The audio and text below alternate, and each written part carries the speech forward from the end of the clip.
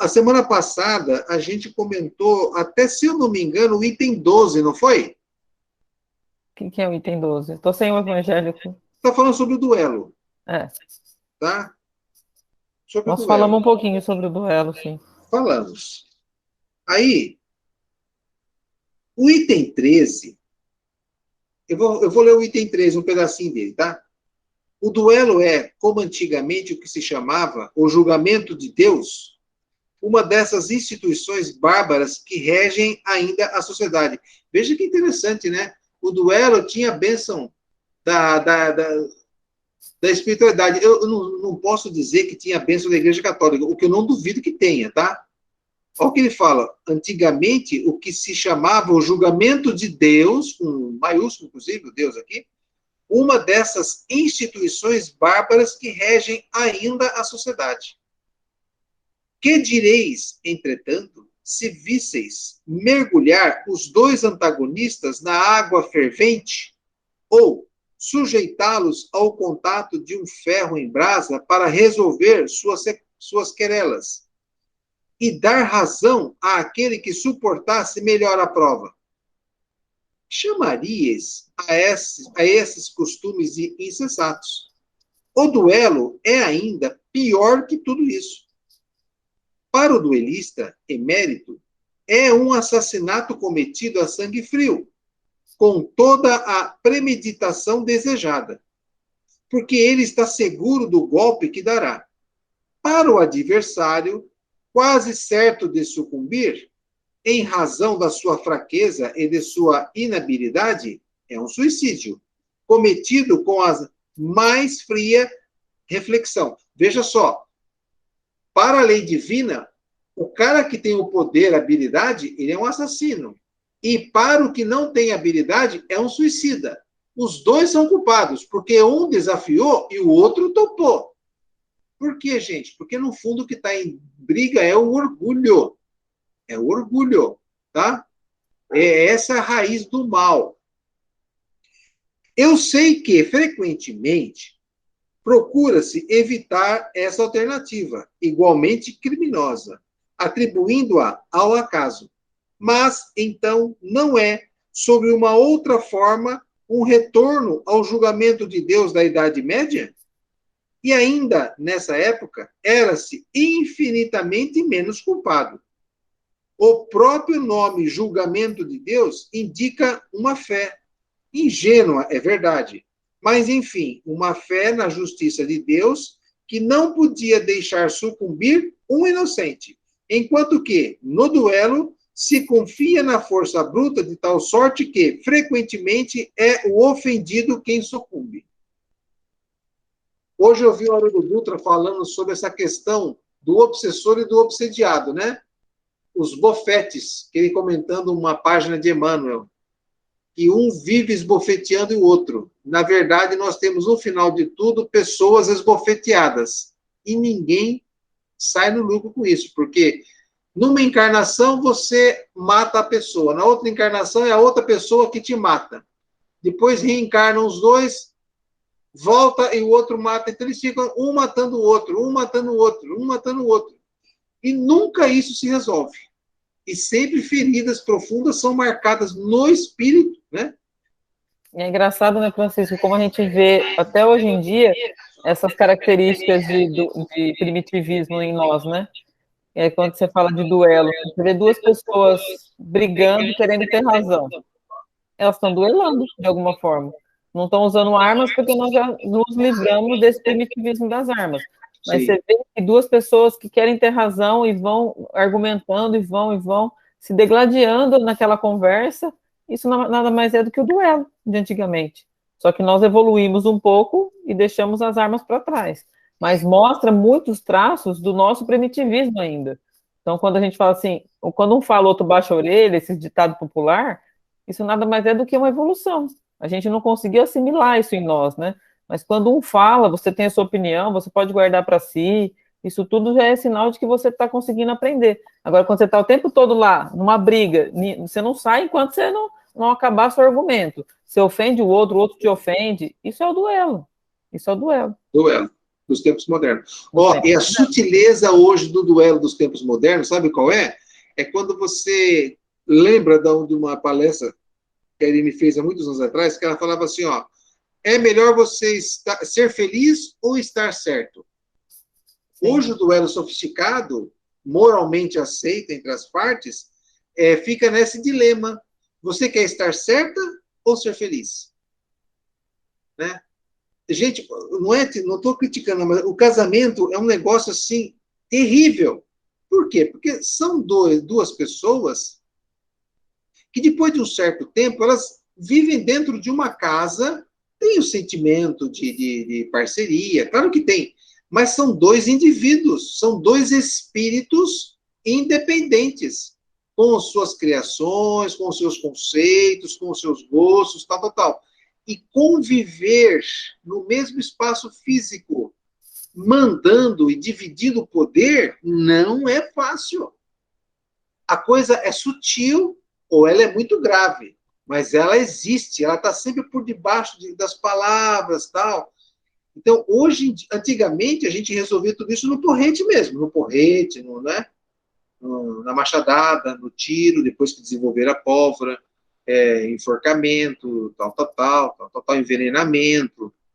Hoje em dia, as discussões são a nível de palavra, óbvio, ainda tem assassinato, um monte de porcaria no meio, mas nós estamos melhorados um pouquinho, porque eu às vezes prefiro ser feliz do que estar certo. Eu falo uma vez, não deu certo, às vezes quando eu estou bem elevado, tudo bem, quer fazer, faz, não fazer. Eu sei que vai dar porcaria. E dá. Mas aí você não pode falar, eu não te falei? Você não pode falar isso aí. Você tem que deixar a outra parte entender que, poxa, podia ter, né? E rezar para ela fazer isso. Eu acho que o mais difícil também é a gente conseguir perceber esses traços em nós, né? E ao mesmo tempo, assim, que você fala, vamos supor, você está num casamento e tal, começa um bate-boca. Se você sai da discussão simplesmente porque você aceitou o que a pessoa falou, tal, mas você vira as costas, ou você deixa uma palavra solta no ar, ou você sai, vira as costas com um sentimento ruim, não é sinal de que você não aprendeu nada. Fala assim, as coisas precisam vir de dentro da gente, entendeu? Nós precisamos perceber por que a gente estuda coisas do Evangelho, que fala de nossa época, que nós fomos primitivos, para perceber em nós esses traços primitivos ainda, e tentar, na hora que você estiver na situação, você falar, opa, eu estou me comportando como se eu estivesse na era do duelo, então eu preciso porque eu já tenho esse conhecimento, eu preciso me controlar e sair dessa situação, mas não sair de porque a gente às vezes sai e fala assim, faz do seu jeito, e faz aquela cara e a pessoa fica mais pé da vida com a cara que você fez para ela do que com a palavra. Você não precisa soltar uma palavra para poder ter uma intenção, né? Então, fala, essas coisas a gente precisa melhorar em nós que estamos aprendendo. O outro, quietinho na dele, mas nós que estamos ouvindo precisamos aprender. E é a mesma coisa da vingança, que eu falei semana passada. A gente não faz mais o ato de vingar, eu vou me vingar da pessoa, pega, trama um negócio, vai lá na casa da pessoa, mata. Mas só de você ter um sentimento de que você quer que a pessoa caia do buraco, ou se espatife e tal, é um sinal de que a gente tem um primitivismo ainda. Tudo bem, aceitamos a nossa condição de ainda estarmos evoluídos nesse campo, né? Mas conhecer-se a si mesmo é a melhor forma de caminhar, né? Saber aonde estão os pontos errados aí. A conclusão do espírito que deu esse texto, ele fala assim, amor próprio estúpido, tola vaidade e louco orgulho. Quando, pois, sereis substituídos pela caridade cristã, pelo amor ao próximo e pela humildade da qual o Cristo deu o exemplo e o preceito, só então desaparecerão esses preconceitos monstruosos que governam ainda os homens e que as leis são impotentes para reprimir. Por quê?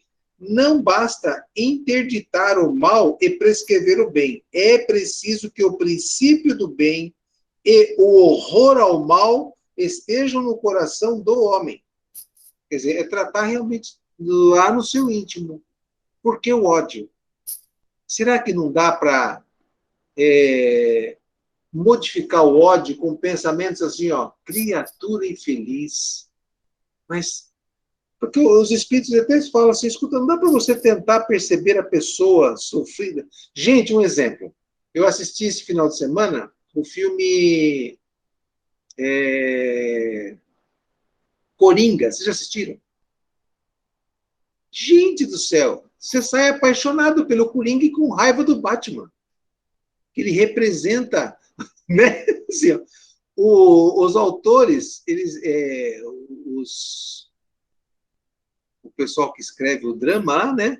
Eles mostraram o lado da formação do mal.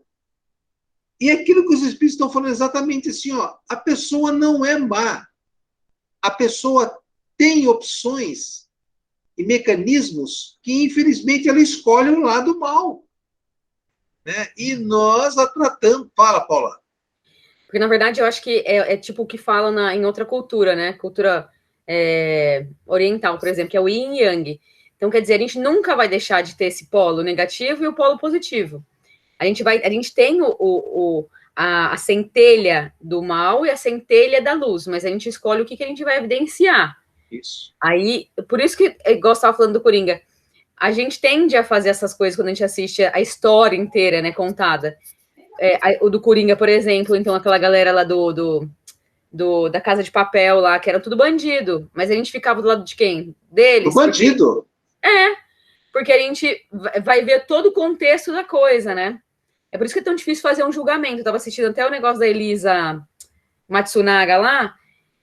A princípio, a gente sabe só que ela é uma assassina, nananana. Só que quando você vai ver toda a história, não vai deixar de ser assassina, óbvio, né? Mas quando você vê todo o contexto da história, você começa a ter um olhar diferente para a coisa, entendeu? E a gente nunca passou por situações que nos desafiassem a chegar no extremo. E espero que a gente nunca passe nessa vida. Mas com certeza em outras a gente já passou. Então, por isso que a gente escolhe evidenciar o bem e o mal. Acho que todo dia da nossa vida, em vários momentos e nos testes assim que a vida traz pra gente, mas tá ali, a luz e a sombra. E a espiritualidade acho que ensina isso, né? A gente integrar esses dois, porque ninguém pode ser good vibes aqui na 3D, né? Aqui na prova expiação. Ninguém é good vibes assim, só luz, luz, luz, luz, luz, porque não existe. A gente tem os dois polos, então a gente tem que saber lidar com essas duas partes, luz e sombra. E é isso aí. Paula, eu concordo com tudo isso que você falou. Na verdade, eu só queria, assim, eu não sei se o Francisco concorda comigo ou não. Nós não temos em nós uma centelha do mal, tá? Esse polo positivo yin e yang, nós temos só a centelha divina, só. Nós somos criados simples e ignorantes com o princípio de Deus, tá? O que é o mal, que nós já falamos? É a ausência do bem. Então, essa centelha fomos nós que criamos, porque nós deixamos de exercitar o bem, entendeu? Então, assim, tenha em mente que nós fomos criados só com a imagem e semelhança do Pai. Nós temos só o que é bondade dentro de nós. Tanto é que quando a gente está numa situação complicada e você para analisar e pensar o que fazer, se você for buscar do fundo do seu íntimo, você tem a resposta certa para tudo, porque você tem dentro de si essa centelha de Deus, essa bondade de Deus, tá? E quando a gente fala de yin yang, é uma coisa assim, é uma parte de mim que se completa com a outra, mas não necessariamente o bem e o mal, tá? Eu acredito, Alessandra, acredito que como nós temos esse bem evidenciado no nosso espírito, nós somos criados para o bem, tá? Nós somos criados para um dia nós só termos o bem, e esse mal não existir. Então, assim, quando a gente deixa de praticar o bem, o mal fala mais alto. Então, nós cultivamos essa centelha do mal, mas ele não é criado conosco. Eu concordo com isso, eu não soube expressar, mas eu também acho isso. Eu acho que a gente não é intrínseco do nascer lá. Eu até entendi o que você colocou, né? E concordo, né? Eu acho que é mais assim, que se enquadra claro aqui isso. mesmo.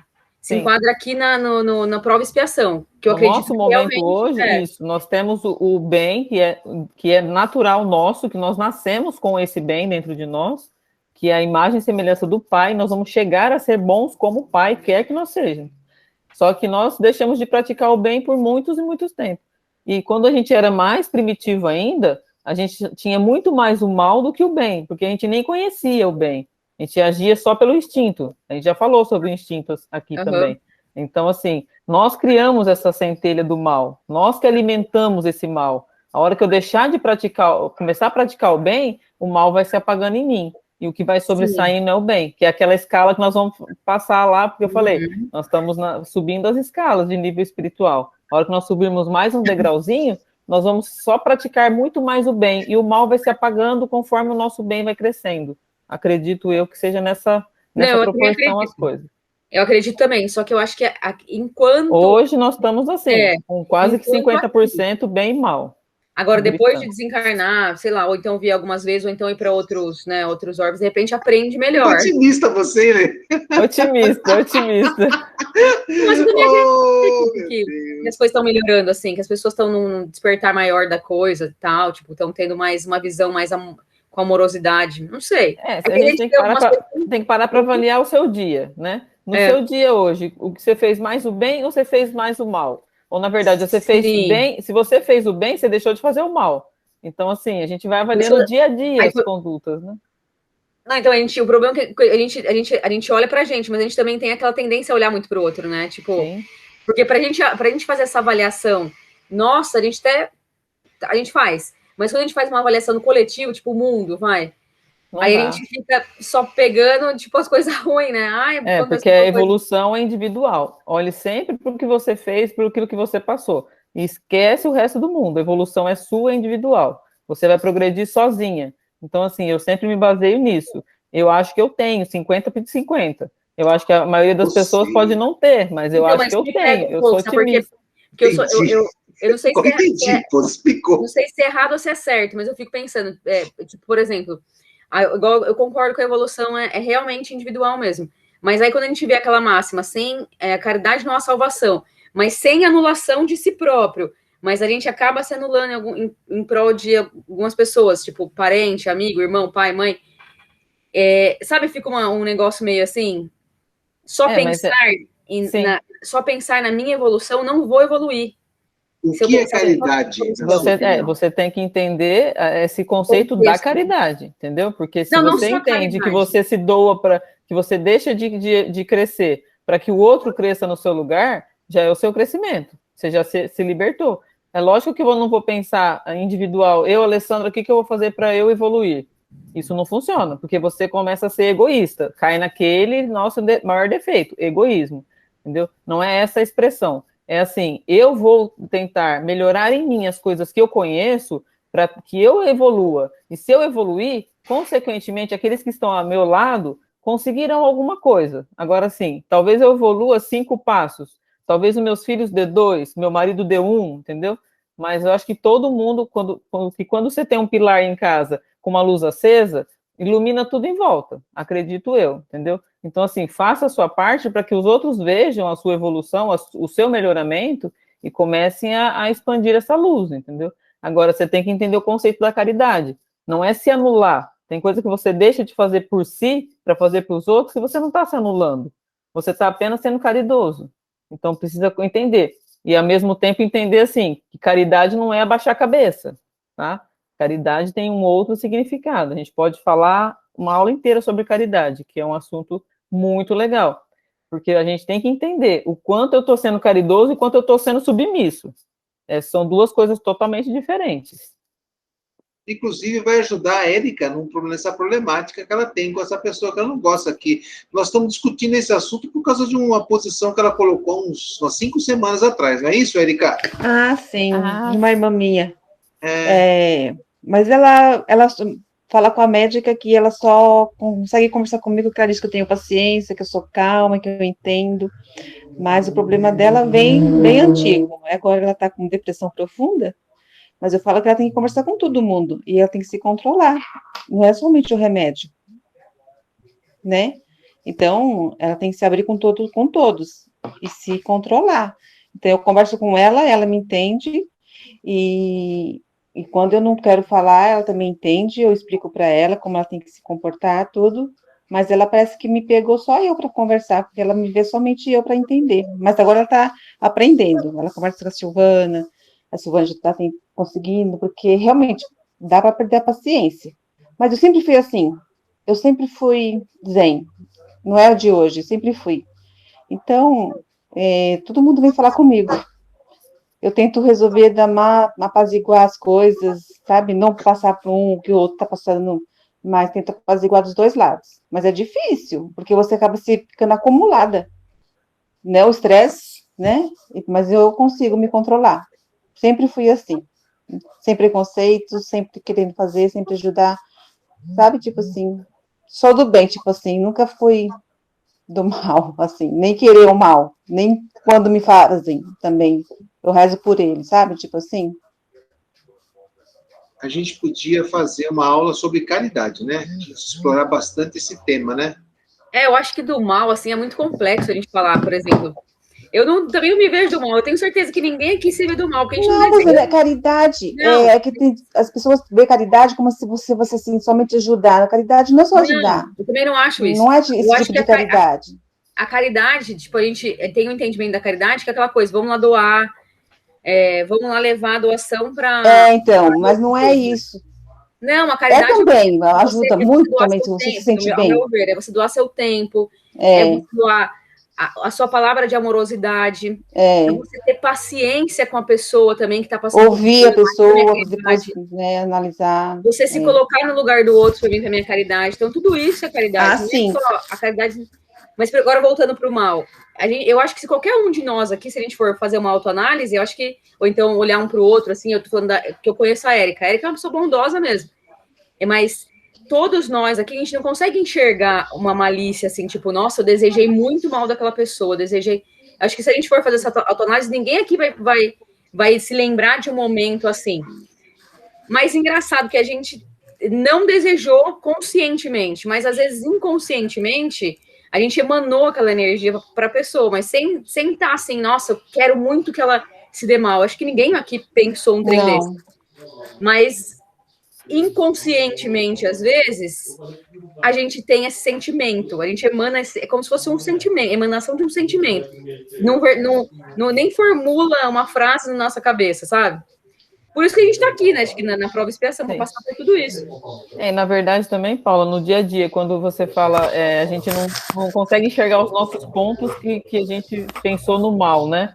Mas se a gente, a partir do pressuposto que o mal é a ausência do bem, quando eu deixo de conversar com alguém que queria falar comigo, eu estou fazendo mal. Quando eu deixo de ajudar alguém que eu passei, não fingir que não vi, porque eu não tinha tempo, eu estou fazendo mal. Exatamente. Então, assim, a gente tem que ver, porque a gente já não tem, eu acredito, assim, nós estamos numa fase da evolução que nós não temos esse mal tão enraizado em nós, assim, de, hoje eu acordei, aquele meu inimigo, eu vou fazer o mal para ele, eu vou emanar para ele. A maioria de nós já não tem mais isso. Mas como o mal é a ausência do bem, a hora que eu deixo de fazer o bem, numa situação que está na minha frente, você está fazendo mal. Então é aí que a gente tem que se autoavaliar. Quando eu vejo que uma senhora quer atravessar a rua, eu passo despercebido e falo, alguém vai ajudar. Eu estou fazendo mal, porque eu deixei de fazer o bem. Entendeu? Então tem coisas que a gente não consegue enxergar em nós, mas que é o mal. Entendeu? Tipo, assim, a palavra é o mal, chega a ser ruim, uma situação, né? Por exemplo, eu tô vendo uma briga ali, lógico que eu não vou me enfiar no meio da briga, mas você pediu uma ajuda, você fala, não, eu não vou me meter naquilo. Você virar as costas e falar assim, daqui a pouco alguém passa aí e resolve esse problema. Exato. Você está se anulando, porque a pessoa pode morrer por aquele problema, entendeu? Então você está deixando de fazer o bem. É um sinal do mal, entendeu? Nós temos muito isso no nosso dia a dia. Exatamente. E assim, se eu for falar, eu fiz várias coisas hoje parecidas com isso, entendeu? Passei atrasada por uma senhora que eu nem prestei atenção. Às vezes algum paciente quer conversar comigo um pouco mais, eu não tenho tempo, eu corto o assunto, eu estou deixando de fazer o bem. E é um mal, porque às vezes a pessoa precisa do meu conselho, precisa de uma conversa. Então, assim, são nas pequenas coisas que nós vamos enxergando. Por isso que o Francisco deu risada, ele tem razão. Quando eu falo 50%, 50%, é uma piada mesmo. É verdade, nós temos muito mal em nós temos muito, porque nós aprendemos já que o mal é a ausência do bem. Quando você não faz o bem, você está praticando o mal. E aí a gente vai normalizando as coisas, né? Igual você falou, esses exemplos, assim, que foi muito bem colocado, que é, né, de não fazer o bem. A gente vai normalizando isso.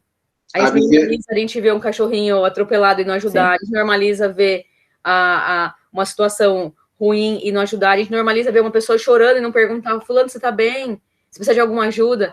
A gente normaliza não fazer essas coisas. Então, quer dizer, a gente, de certa forma, né, É o mal. É o mal em nós. Que o mundo evolua, que a gente evolua, mas a gente não pode normalizar essas situações, né? A gente tem que realmente lutar contra isso e tentar sempre fazer o bem. Sim. Lógico que às vezes a gente não vai estar bem. A gente vai ser aquela pessoa ali, às vezes, chorando. Às vezes a gente não vai estar bem, mas o que a gente puder oferecer de melhor, vamos tentar fazer, né? Vamos ouvir a Viviane. Viviane, quer falar? Fala aí, mulher. Então, oi, é assim, boa noite a todos. Boa noite. Assim, eu tenho uma dúvida, assim, eu sou espírita, né? Eu trabalho em banda, e assim, eu tenho uma energia muito forte comigo. Então, quando aconteceu tudo Viviane, você caiu. Cortou. isso com a minha família, né? A perda do meu irmão, minha mãe internada, eu já estava sabendo, né? Caiu? Dá para ouvir? Ah, voltou, dá para ouvir. Estão me ouvindo? Estamos sim. Então, aconteceu tudo isso, antes de acontecer tudo isso com a minha família, eu já estava sabendo, eu já estava sendo preparada, né? Então, de uma certa maneira, eles me avisaram que ia ser um baque muito grande na minha vida, que era só eu que ia ter que passar isso e que eu ia conseguir enfrentar sozinha. Então, eu falo que eu acredito muito em espiritismo e após morte eu também acredito, porque não foi fácil para mim, assim, eu vejo e tenho uma visão, né, de ver espírito, de conversar com eles. E eu, assim, sempre tá protegendo o meu anjo da guarda e pedindo luz para aqueles espíritos que não tenham, que ficam me perturbando. Eu acho que o espiritismo, o Allan Kardec, ele ajuda bastante a gente a saber lidar com esse tipo de situação. Então, quando aconteceu tudo isso, eu já estava sabendo. Então, às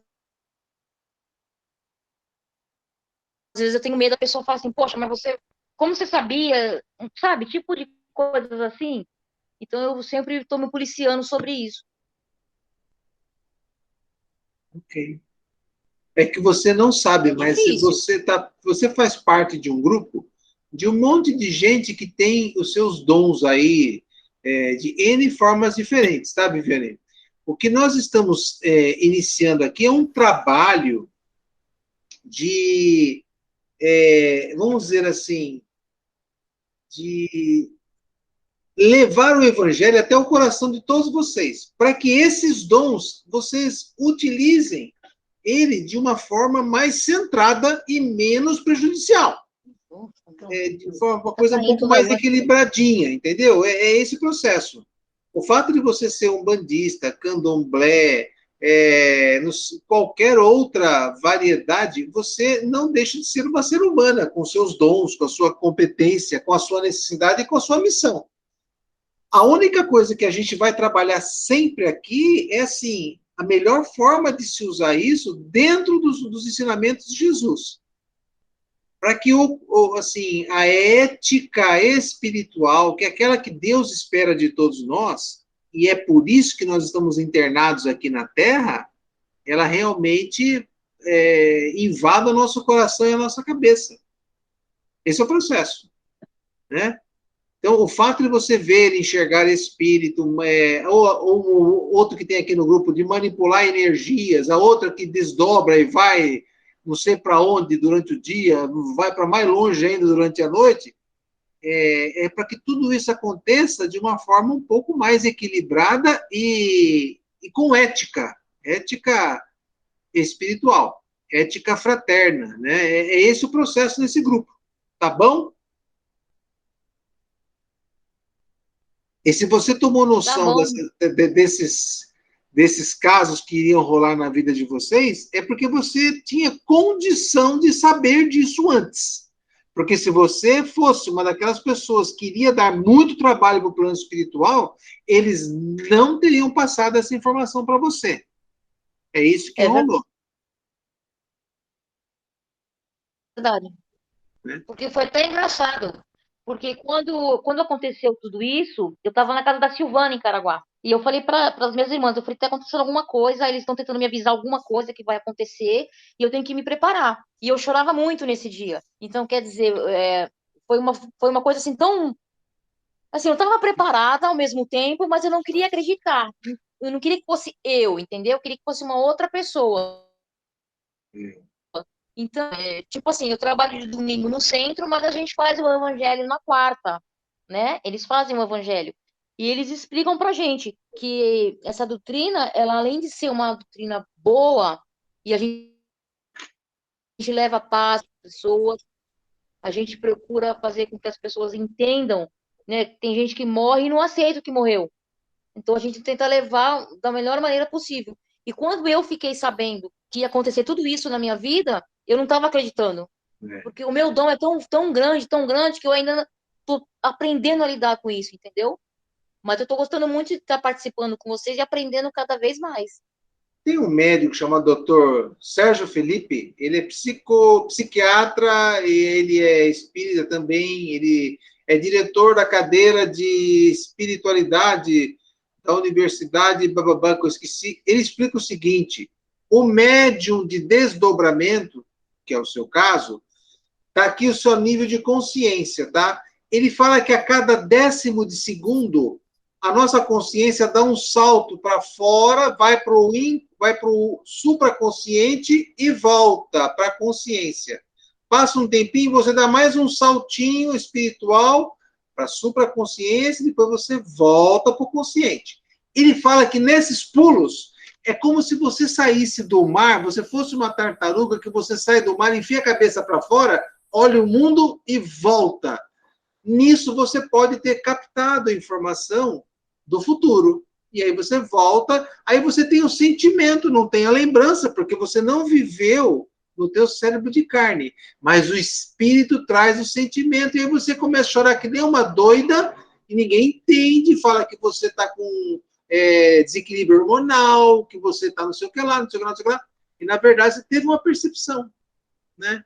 Então, a doutrina, o livro dos médiuns, publicado por Kardec, ele traz um monte de informação que serve a todos os segmentos religiosos que tratam da questão de ser um canal, né? Em cada religião tem um nome diferente.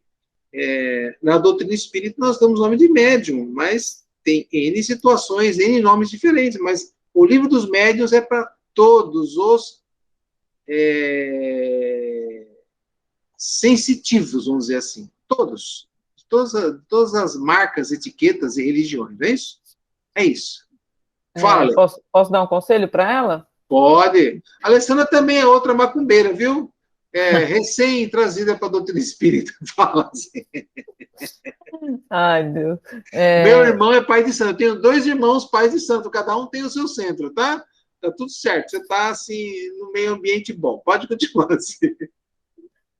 Então, eu ia te falar, Viviane, eu trabalho com desobsessão há muitos anos já, tá?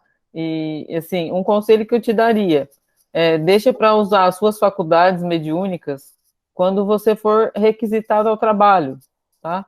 Porque, assim, a gente que tem uma facilidade com a visualização, ver o mundo espiritual, tem essa facilidade, se você ficar muito ligada nisso, você está toda hora em contato com o mundo espiritual, porque nós estamos cercados deles, né? Então, você não consegue ter uma vida normal, você começa a ter problemas na sua convivência do dia a dia. Muitas vezes não sabe o que é realidade, o que não é, as coisas estão se misturando, tá? Então, assim, por que a doutrina nos traz esse cabresto de vamos trabalhar apenas quando formos requisitados ao trabalho? Para você ter uma vida normal, você precisa disso.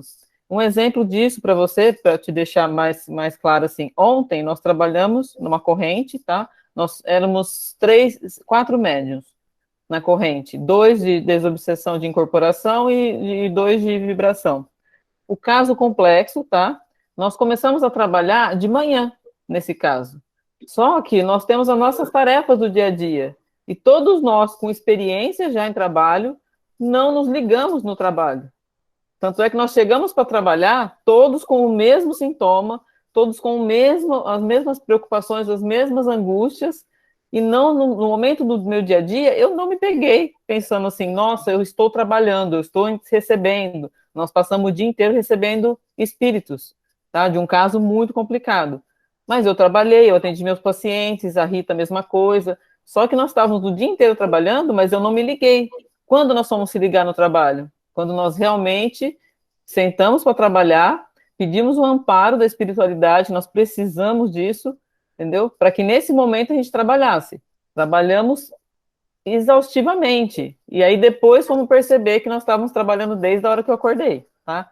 Então, assim, isso você vai adquirir com estudo, com conhecimento, com a doutrina te dando essa diretriz, entendeu? Senão você começa a ter esses problemas, assim, no teu dia a dia você começa a receber visões e ter informações que às vezes são boas, às vezes não são tão boas para nós, tá? Então, assim, é um conselho que eu te dou. Se aprofunde na doutrina, estude bastante e use a sua faculdade mediúnica quando ela for requisitada para ajudar alguém, que aí você vai conseguir realmente colocar esse seu dom aí a favor do Cristo. É ótimo, é um ótimo dom, é uma ótima opção aí.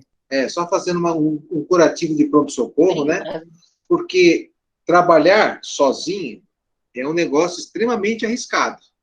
Trabalhar dentro da sua casa ou na casa de alguém que te chama, vem aqui dar um passe em mim sozinha, é a maior roubada da paróquia, né? Porque a gente precisa ter amparo de espíritos com envergadura muito maior que a nossa. Por quê? Se você cutuca a onça, e às vezes ela vai... E às vezes você nem sabe qual a entidade que vai vir, se ela vai vir com uma força que você talvez não consiga segurar. Com certeza, exatamente. E ainda mais hoje em dia que as forças elas estão trabalhando de forma muito mais inteligente do que antes. Então, minha filha, o negócio é muito sério, né? E Kardec, ele ensina, até no livro dos médios, ele fala da questão de você fazer um trabalho com a sua mediunidade de forma regular e sistemática.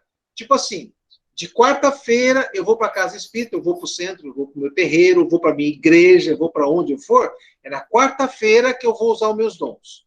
Então você vai disciplinando, encaixando o teu anjo de guarda e mais os espíritos amigos que te amparam, eles vão equacionando o mundo espiritual para que tenha essa ordem.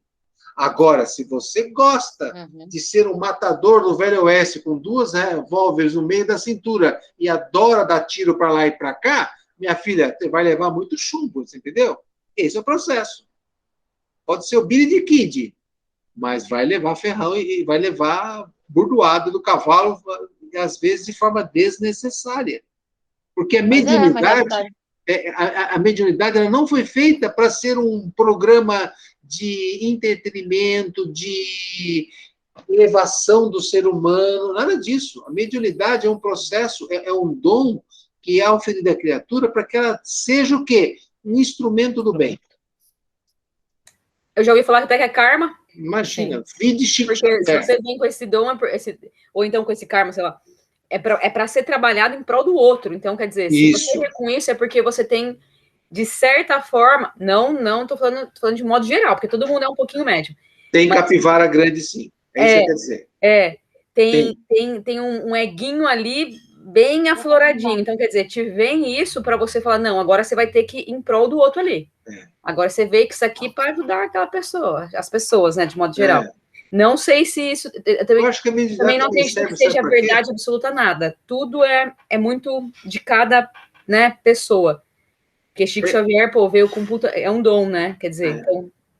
Eu não consigo nem imaginar que ele tenha sido já egoísta em... Olha, você, assim, ó, uma vez eu vi uma palestra do Geraldinho, que era um cara que frequentava a casa de Chico Xavier, a missista, né? Então, e ele falou uma vez que ele sonhou com o Chico Xavier e Dr. Bezerra de Menezes.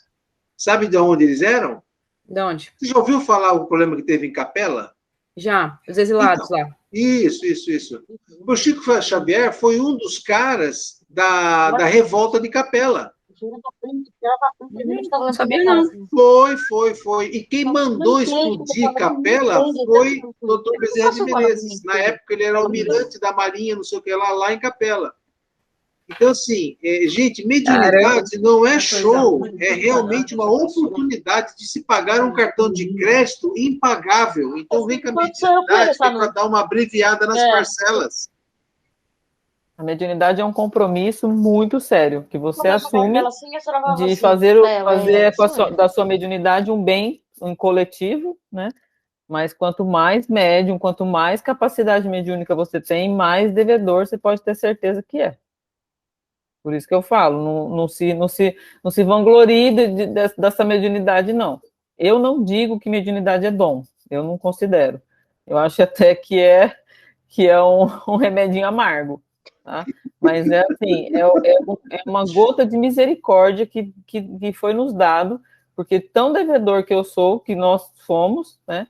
Que eles utilizam esse recurso para que a gente possa pagar essas parcelas aí que o Francisco fala, através da mediunidade. É isso. Mas vamos ver se a gente fecha esse assunto aqui do... Eu fiz mais alguma anotação que eu achei interessante. Tem uma anotação no... Qual, meu Deus do céu? Cadê? Eu vou voltar um pouquinho no item 9, que é sobre vingança, que é uma ideia bastante interessante, que o espírito desenvolve o tema da vingança, porque a gente fala assim, eu sou cristão, eu não vou dar a outra face, não, quer dizer, eu vou dar a outra face, eu vou deixar para lá a ofensa que recebi. Aí o espírito escreveu um negócio aqui, ó, quer ver? Ele fala assim, ó,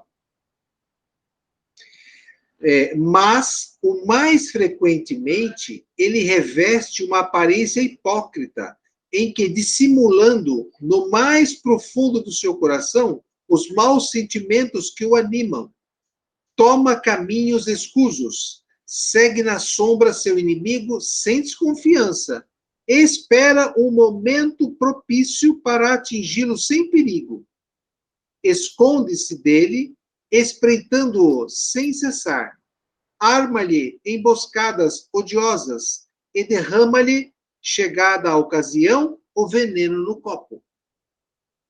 Quer dizer, é um mecanismo que, né? Ele continua.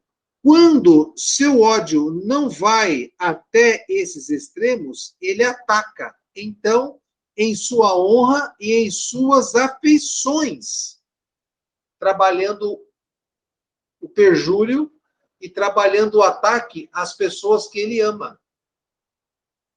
Quer dizer, rezo eu que nós não tenhamos esse mecanismo embutido em nós, né? Eu perdoei. Será que perdoou mesmo? Será que está fazendo tudo que está ao seu alcance para que essa pessoa seja feliz? Porque tem mais essa, né? Você não ataca, mas também não impede que a pessoa seja feliz. Quer dizer, é todo um processo que a gente precisa estar policiando bastante, porque os obsessores ignorantes atuam exatamente dessa maneira, né? Eles, por exemplo, ele sabe que o Francisco gosta de coisas boas da vida. Então ele vai incentivar o camarada a ganhar dinheiro, a ganhar dinheiro, a ganhar dinheiro, e lá quando ele estiver assim, estourando o champanhe, vão dar um rasteiro na vida financeira dele, de forma que ele, caia e se destrua emocionalmente, buscando com isso o caminho deles, eles, aprisionam o Francisco lá junto a eles. É um processo. Isso para os obsessores. Agora, e nós, em relação àquelas pessoas que nós não gostamos? Em relação àquelas pessoas que nós odiamos? Em relação àquelas pessoas que nós queremos ver mortas, mas não ver perto da gente? A gente tem gente assim em nosso relacionamento? Sei lá. Hoje em dia, no Facebook, está um tiroteio desgraçado, né? A gente alimenta esse tiroteio ou não? Gente, eu alimentava esse tiroteio até 20 dias atrás. Eu alimentava. Aí eu ia para a cama e eu não conseguia dormir rápido, a minha mente sempre virando, e eu ficava pensando, mas por quê? Meu trabalho está bom, minhas contas estão pagas, mas o que é isso que está acontecendo na minha cabeça, né? Aí a espiritualidade vem dar aquele toque. Foi a Francisquinha, ó. O que você ficou fazendo até agora há pouco aí? Aí eu fiquei brigando. Por quem? Para quê? Contra quem? Qual o sentido de tudo isso? Só bobagem. Então, isso está dentro da gente, que a gente precisa despertar e prestar atenção. Os mansos e pacíficos herdarão a terra. Mansos, bem-aventurados, mansos e pacíficos, pois estes herdarão a terra. Os reinos do céu. Não, a Terra, ele fala a Terra, o que vão ficar a Terra? porque a Terra está mudando para a regeneração. Quem vai ficar aqui? Mansos, pacíficos. Entra no YouTube e vai ver a definição de pacificador que o Haroldo Dutra dá. É de arrepiar os cabelinhos, sabe? Porque ele pega todo esse estudo aqui, ele junta A com B com C e dá o texto completo. Você fala, meu senhor, não tem jeito, eu vou ter que escolher um lugarzinho, um avião para ir embora mesmo, porque eu estou muito longe dessa estrutura de ser um pacificador. Imagina! Já vamos começar a treinar a pedrinha lá, como que põe o fogo, Francisco, lembra? Eu vou começar a gente habitar os outros planetas lá e tem que voltar lá. Essa semana eu já assisti algo de como é que defuma carne, porque eu não sei defumar carne. Sobrevivência. Essa semana eu já comecei a fazer curso para defumar carne, porque eu acho que vou precisar. Vocês sabiam que tem 3 cores de fumaça? Branco, azul e preta? A boa é a branca? Não, é azul. A preta é a tóxica. Nossa, eu não sabia nem que tinha. Não, eu sabia. Tem um monte. Então, a gente tem que aprender. Agora, essa coisa de fazer faísca, né? Isso aí é bom, vai treinando. Saber se é qualquer pedra, né, que faz. Tem que ver se é qualquer aquela coisa pedra. de fazer assim, eu acho que eu não vou ter paciência, não. Gente do céu. Ô, Francisco, já que você está falando dos obsessores, deixa eu te perguntar uma coisa. Por exemplo, a gente está aqui encarnado, né? É meio que, né, óbvio que a gente tem uns obsessor, tipo, do passado, né? Não todo mundo. Acho que todo mundo, né? Não sei se é todo mundo. Bom, enfim, a maioria. Se a gente fizer, tipo, lógico, do coração e tal, mas se a gente fizer um trabalho, assim, meio que diário, né, nas nossas orações, desse perdão para esses espíritos, né, ou então pessoas que a gente maltratou e precisam do nosso perdão para seguir, será que isso é possível, assim, ou é só com trabalho mesmo? É possível. Mas cuidado com as palavras, né? Não vai pegar, Jesus, eu queria que o senhor levasse meu pedido de perdão aos meus obsessores, porque às vezes nem te acharam ainda. Só peça perdão para os que estão perto de você. Olha, vocês estão me observando, né? Não, então veja que eu estou no esforço. Tal. Não fica pedindo. Carro, então, agora você falou disso, eu pensei nisso. Porque esses dias no carro, eu senti umas sensações assim, meio, né, tal. E aí eu senti que tinha que falar algumas coisas, nesse sentido de perdão mesmo. Cara, não vale a pena, tipo, a vingança, tal. Como se eu estivesse conversando. Aí depois eu parei para pensar, eu falei, eu tô me comunicando assim diretamente mesmo, né? Então acho que não é. Não, mas é válido. Eu tô dizendo, Paulo, é não falar assim, eu queria que aquelas pessoas que eu fiz mal no passado me perdoassem, tal, mas tipo evocando. Não, tem que esperar chegar a hora, porque eles vão aparecer na hora certa. Acho que deve ter aparecido uns já, viu? Então, não, com certeza. Cuide desses. E evita também, Paula, fazer prece para obsessores à noite, tá? Antes de dormir.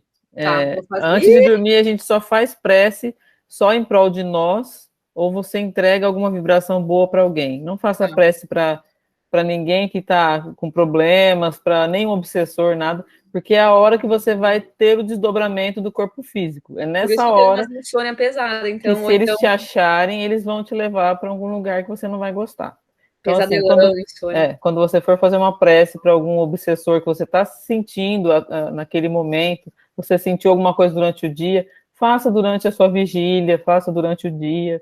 Né? Não fique se aventurando a fazer prece para obsessores antes de dormir. Não, pior que eu às vezes fazia mesmo. Sim. Antes de dormir, a gente pede para o anjo da guarda nos proteger, para que a gente possa ter uma noite de sono tranquilo. Nem para aqueles que desencarnaram, nem para os desencarnados. Não faça. Não. Nessa hora, se você for parar para pensar que nessa hora você vai sair do seu corpo físico e ir para o plano astral, tudo que você falar e fizer antes de dormir, você está levando para o plano astral. Você vai encontrar quem morreu. Eu perdi minha avó. Eu vou rezar para minha avó antes de dormir. Talvez você atraia a sua avó e ela não está em condição de te ajudar e fazer nada bem para você. Entendeu? Não é porque ela quer o mal para você, mas às vezes ela vai te desestabilizar no momento que você está fora do seu corpo físico. Então, antes de dormir... De repente, vem nesse sentido de ajuda, né? E você não consegue ajudar. Sim, você acaba acordando ruim, você tem um sono ruim e acorda pior ainda, entendeu? Então, evita essas coisas à noite. É importante isso. Tá. Bom saber. Isso. Mais alguma coisa, meninas? Então, vou falar da historinha. Fala. Não, então, que a gente, fechando, né, esse capítulo, assim, eu acho que o ponto principal, né, que é amar os inimigos, né, e eu acho que fica aquela lição assim, né, o desenvolvimento desse amor, né, que nós temos que desenvolver em nós esse amor, né. Então, assim, eu estava vendo uma história esse é um livro, eu nem lembro qual que é o livro, Francisco deve lembrar, do André Luiz, em que a mulher desencarna e fica o marido e 2 filhos, né? E ela vai para o plano espiritual, fica muito revoltada com o desencarne, e logo esse marido se casa com uma outra pessoa, né? E ela se revolta e ela vem obsediar a casa. Ela que é a obsessora. Libertação? É libertação, né? Eu acho. Eu acho. Ela vem obsediar a casa, vem obsediar as pessoas da casa. E a madrasta, a mulher, deixa que o filho, por um descuido, o filho morre afogado. O filho mais novo dela morre afogado. Então, assim, ela se revolta de uma tal maneira e ela vira o obsessor da família. Ela leva aquela família quase que à ruína, sabe? E simplesmente porque o coração dela está endurecido naquele rancor, naquele ódio, naquelas coisas todas. E aí, quem faz a prece para ajudar essa mãe é a própria filha, que foi a única que sobreviveu, foi uma filha dela. E pede para a mãe, né, e faz a prece, pedindo na verdade, para o obsessor, né, e pedindo para a mãe afastar o obsessor. Mal sabia ela que a mãe era o obsessor. E quando ela vai ser tratada no plano espiritual, já fizeram de tudo, ninguém conseguia trazer para a mãe aqui, um discernimento para que ela se afastasse da família, né. Aí, quando eles relatam, né, Francisco, que chega uma entidade feminina, né, e que ela abre os braços para a moça sem falar nada, e ela jorra dela uma energia, assim, que na hora dissolve aquela obsessão, na hora dissolve o mal. Então, André fala assim, né, não há nada que a gente não possa fazer se a gente tiver amor. Quando você não sabe o que resolver, chama quem ama. Vai atrás de quem tem amor no coração, quem consegue amar. Que a pessoa que conseguir amar, ele vai conseguir resolver os problemas. E é o que aconteceu ali. E toda nossa conversa dessas semanas fala disso, que nós temos que desenvolver essa capacidade de amar os inimigos, deixar para trás essa coisa de duelo, de vingança, e o que é mais difícil, amar os nossos obsessores, né? Porque se a gente for falar em amor, amar meus filhos, meu marido é fácil, né? A gente já falou sobre isso, né? Amar quem Até não Jesus nos falou, ama. né? Até Jesus falou, né? Amar quem não nos ama que é difícil, né? É isso que é o mais trabalhoso, né?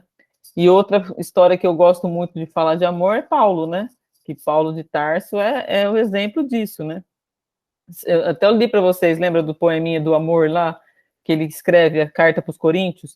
E uma curiosidade nesse Coríntios aí, que Coríntios é uma comunidade, né? Que se forma que eu nem sabia, que é Haroldo Dutra que fala, né, que a localização de Coríntios é Nova York. Nova York é localizada onde era localizada Coríntios, né, há séculos atrás, né. E, então, só que assim, quem criou essa comunidade foi como ele chamava, Francisco? Esqueci o nome. A Brisei e acho que é um casal, tá, que criou essa comunidade, e esse casal que criou essa comunidade, eles tinham esse entendimento do amor. Era aquela relação, assim, de um amor idealizado. Eles tinham os mesmos ideais espíritas, eles tinham os mesmos cuidados com a comunidade toda, né? E eles criaram o Coríntio, né, que é essa comunidade. Só que a população de Coríntio era extremamente leviana. Era a população assim, é onde se faziam as farras, onde tinham os bares, onde tinha o pessoal se abrigava e usava com as prostitutas. Era assim, era o sexo que a gente desregrado. não sabe direito isso aí, que a gente nunca viu aqui em São Paulo, no Brasil, não tem essas coisas, mas era uma lá comunidade tinha. inteira, eles endeusavam Afrodite, você vê, né? Que era a deusa essa deusa do sexo. Tudo isso assim, mudou hoje. Tipo então. Sodomo, né? Sodomo, Gomorra. Eles eram isso, né? E Paulo não entendia por que um casal que tinha tanto um amor espiritualizado que fundou uma comunidade que as pessoas que viviam naquela comunidade eram todas muito levianas na parte sexual, todas muito levianas, né? Então ele começou a frequentar essa comunidade com bastante afinco para poder entender e trazer para eles esse entendimento do amor, né?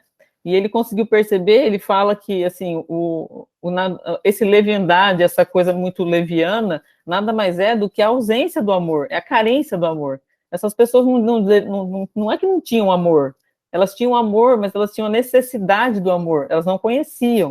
Então ele fala muito assim, que a gente, quando é mais primitivo, quando a gente é menos evoluído, a nossa sensação com o amor, nosso contato com o amor é pele, é carne, entendeu? Nós fomos assim, e você vai evoluindo e vai desmaterializando essas sensações e vai sublimando esse amor, né, para tornar o amor que a gente tanto quer, né, que é o amor entre as pessoas, né? Eu não preciso tocar em alguém para amar. Hoje eu não preciso mais, mas antigamente você precisava ter o toque, ter a carícia para saber que era amor. Então Paulo fala muito desse estado, né? Que aquelas pessoas eram levianas, eram muito abertas a esse relacionamento, mas eles tinham uma carência nesse amor. Então ele veio trazer o exemplo dos dois, do casal que fundou, dizendo que eles precisavam sublimar esse sentimento e não sentir na pele, eles precisavam desmaterializar esse sentimento do amor, né? E aí foi quando ele deixou essa carta dizendo, né, que o amor é fogo, aquelas coisas todas que ele fala do amor, né? E a carta é maravilhosa. Então, assim, o que eu queria trazer, né? Nós precisamos começar a entender que se a gente não tiver o amor, o mínimo do amor, a gente não vai conseguir caminhar. Isso que é o que o Evangelho está dizendo para a gente agora. Amar os inimigos. Eu preciso entender que eu preciso amar aquelas pessoas que não são tão queridas por mim. Eu preciso entender que eu preciso amar os meus obsessores. Eu preciso entender que só eu trazendo um amor para o coração que eu vou conseguir alguma coisa. E a gente tem que sair só do lado humano e ir para o lado do mundo todo, né? Nós temos que amar a natureza, nós temos que preservar a natureza, o mundo onde a gente vive, entendeu? É o mínimo do respeito, é você preservar uma praia, uma rua, alguma coisa. Isso é praticar o amor. É isso que o Evangelho está querendo dizer para a gente nessa lição. Amar tudo, amar acima de tudo, amar os animais. Nós ainda temos dentro de nós precisamos ainda comer carne para poder sobreviver. Vai chegar lá na frente que nós não vamos mais precisar alimentar de carne. Nós vamos ter o amor pelos animais e vamos superar essa necessidade que a gente tem de comer, de matar um animal para comer. Entendeu? Então, na verdade, tudo a gente isso, nem precisa mais hoje em dia, né? A gente não ainda come por questões... Isso do animal vem assim, né? Nós fomos primitivos, criados, a nossa única maneira de sustentar naquela época era matando, era caça, né? Porque o mundo não era evoluído, só que o mundo foi evoluindo e nós continuamos ainda no mesmo, engatinhando. Nós não acompanhamos essa evolução na parte da alimentação, entendeu? Porque, mas eu gosto de carne. Tudo bem, a maioria das pessoas come e gostam de carne, mas nós não temos mais a necessidade. O mundo evoluiu e achou uma forma de você se alimentar sem precisar matar os animais. Só que nós não alcançamos ainda essa forma, né? A gente é infantilizado, né? A gente é mimado. Nós estamos ainda naquela parte, ainda eu não quero mudar nada em mim, né? O leite, tipo, que a gente amamenta, depois a gente tem que continuar tomando, mesmo depois da amamentação, então a gente é meio infantilizado mesmo nessa questão, né? Acho que vai demorar para mudar ainda, culturalmente isso, né? Eu acho também. Eu acho que só a gente trazendo esse amor pelas coisas de Deus que vai fazer com que a gente consiga caminhar aí, até, que nem a gente falou, se proteger dos nossos obsessores, né? Com amor, com respeito, tendo respeito pela história de cada um, até a história dos nossos obsessores, a nossa própria história do passado. Nós temos que ter respeito a ela, amar o que nós fomos para a gente conseguir se amar. E o mais importante, o amor próprio, né? Que a gente não consegue amar nada e nem ninguém se a gente não se amar, né? E não é amar a minha imagem, eu me olhei no espelho, tô bonita, eu tô me amando. Não é esse amor próprio, é o amor, amar a sua essência, amar quem você é, amar seus defeitos. A gente falou de tantos defeitos que a gente tem, temos N defeitos, né? Amar até as nossas tendências ruins, a gente tem que amar isso. A gente tem que amar fazendo o quê? Olhando para trás, o que nós fomos no passado e hoje o que eu sou, entendeu? Eu sou muito melhor do que eu fui ontem. Então, eu tenho que amar essa evolução que eu consegui alcançar até aqui. Então, acho que o capítulo todo fala isso, que se a gente conseguir amar um pouquinho, nós vamos conseguir chegar em algum lugar. A Viviane está com a mão levantada até agora. É daquela vez anterior, Viviane, você quer falar alguma coisa? Eu não sei tirar a mãozinha do lugar. Tudo bem, tá bom. Eu quero falar duas coisas.